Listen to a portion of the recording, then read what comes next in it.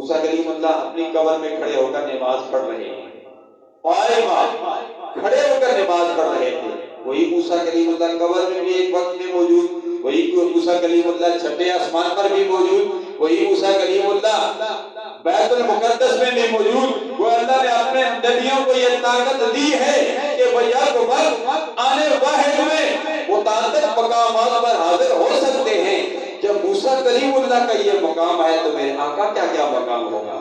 بے خبر ہو جو غلاموں سے وہ آقا کیا ہے، بندہ مٹ جائے نہ آقا پہ وہ بندہ کیا ہے۔ جب سرکار کے امتی کا یہ عالم ہے تو میرے آقا صلی اللہ علیہ وسلم کا کیا عالم ہوگا؟ اس پر گفتگو کی جا سکتی ہے کہ نبیوں کی سماعت، اب تو مادیت کا دور ہے، اس کی سے انکار ہی نہیں کیا جا سکتا۔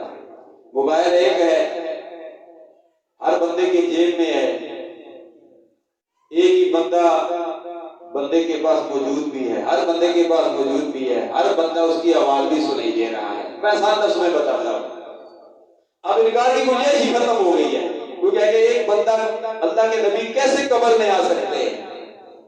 شیطان کو مانتے ہیں کہ شیطان ہر جگہ حاضر ہوتا ہے، اسرائیل کو مانتے ہیں جو سرکار کے غلام ہیں، ایک ہی آنے واحد میں وہ فیصل فردوس کی روح بھی قبض کر رہا ہے، اسی طرح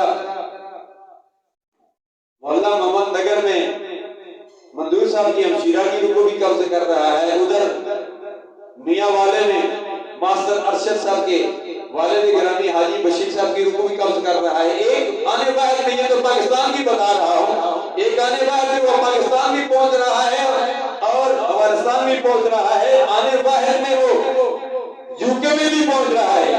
ایک منٹ میں کئی ارواح، کئی لوگوں کی روح کو قبض کر رہا ہے۔ اگر اسرائیل کی طاقت کا یہ عالم ہے تو میرے آقا صلی اللہ علیہ وسلم کی طاقت کا کیا عالم ہوگا؟ اگر مادیت